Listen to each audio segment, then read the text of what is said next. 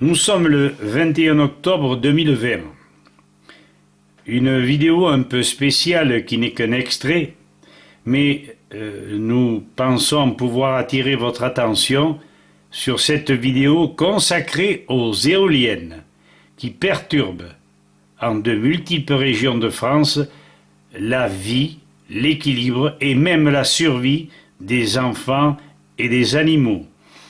Nous le répétons, nous n'en avons tiré qu'un extrait tiré de l'Institut des libertés grâce à Eddy Puy-Jalon et Charles Gave qui en sont les auteurs. Vidéo intitulée « Défendons notre liberté, défendons notre ruralité, France d'en haut contre France d'en bas ». Allons-y. Ils vous raconteront, parce que c'est... Oui, parce que ça serait intéressant de les avoir, si vous voulez qu'ils nous expliquent un petit peu. Ils vous donneront leur dossier, et pour certains, ils vous porteront, et puis vous mettront les liens, mais ils ont filmé la mort atroce de leur veau. Parce qu'il faut le voir en train de souffrir, la bête, en train de mourir, d'avoir les viscères qui explosent. Et la maman qui est autour, sa mère à lui et sa femme, qui crient au désarroi, en disant « Mais pourquoi nous? Pourquoi ça ?» Mais où sont les Brigitte Bardot, les L214, toutes ces associations animalistes, où sont les Europe Écologie des Verts? J'attends qu'ils viennent là, voir ces gens avec leurs vaches en train de mourir. Ah oui, l'éolien c'est beau, c'est vert, c'est propre. Non.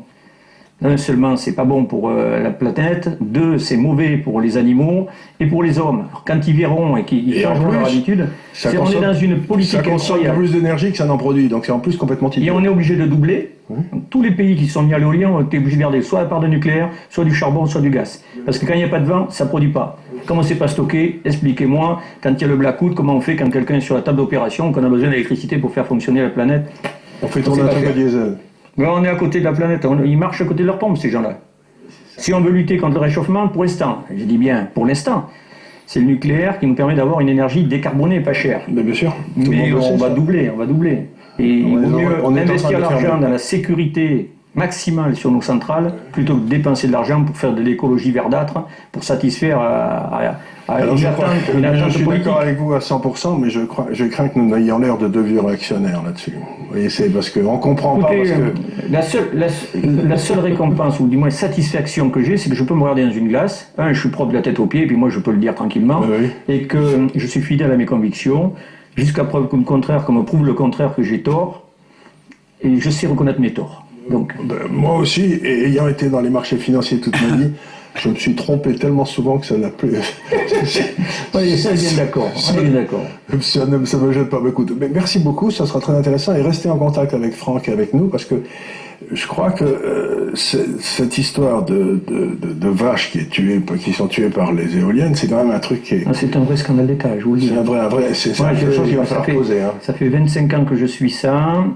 Alors... Je ne sais pas si le dossier va sortir tel que je l'attendais. Pourquoi? Parce que c'est le laboratoire TopSec, c'est un laboratoire indépendant qui s'est mis au service des enfants de Sainte-Bazanne, donc les 10 ou 12 gamins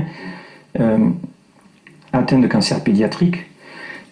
Non pas qu'ils ont été... Elle a découvert ça, la dame. Elle est passée sur des plateaux télé, encore dernièrement, puisqu'on vient d'en trouver un nouveau, là, du côté un peu plus loin, du côté de Nantes, qui a 4 ans. Et la dame, son gamin a un cancer pédiatrique, une leucémie, elle arrive à l'hôpital à Nantes, et puis voit une autre dame, elle dit « Ah, votre gamin aussi, il est malade ?» Eh bien oui, elle lui dit « Ben oui, j'habite à tel endroit. »« Vous habitez à mon canton ?»« Ah oui, d'accord. Ben dis donc, bon courage. Hein. » La semaine d'après, ah bah oui, une autre. Elle habitait la commune d'à côté. Et il se retrouve, à un moment donné, elle dit « Ben là, il y a quelque chose. » 10 gamins dans le coin, dont la plupart, quelques-uns qui étaient à la même école maternelle. Sauf que sur l'école maternelle, alors les géobiologues qui sont venus, il y avait 4 ou 5 failles dessus, donc des champs électromagnétiques partout, etc. Donc elles ont créé une association, elles se sont demandées.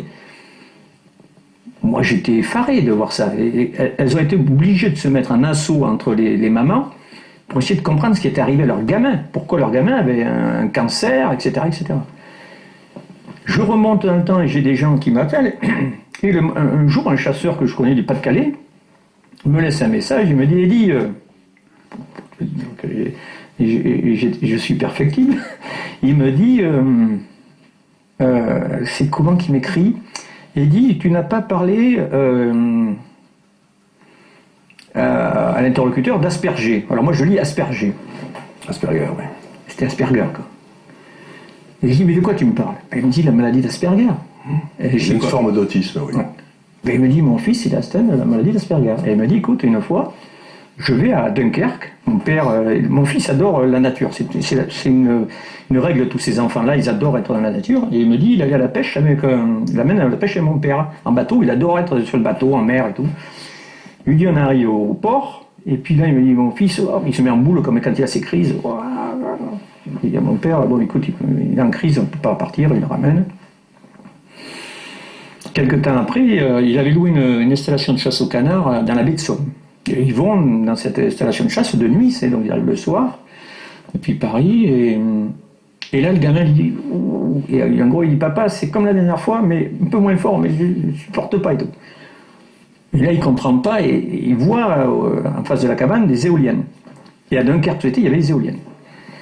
Et là il met la relation éolien et son fils qui ne supporte pas qu'il y a des choses qui lui arrivent au cerveau qui le laminent. Et sur la scène, il y avait un collectif de femmes qui avait déjà monté, qui avait écrit à Ségolène Royal, à l'époque où elle était ministre de l'Environnement, qui justement s'étaient rendu compte que leurs enfants proches des éoliennes souffraient incroyablement, que les centres d'accueil ne pouvaient plus aller promener leurs enfants en groupe dans la nature, là où il y avait des éoliennes. Alors quand vous allez au tribunal et quand on vous dit qu'il n'y a pas de problème avec les infrasons, que c'est de l'impression, mais un gamin autiste atteint de la maladie d'Asperger, il ne simule pas. Il ne simule pas. Et pourquoi il n'y a pas d'études de fait là-dessus?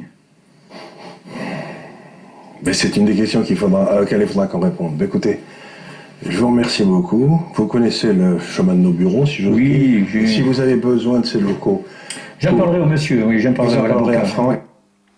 Voilà, je vous ai donc livré cette courte cette partie de la vidéo qui est assez révélatrice.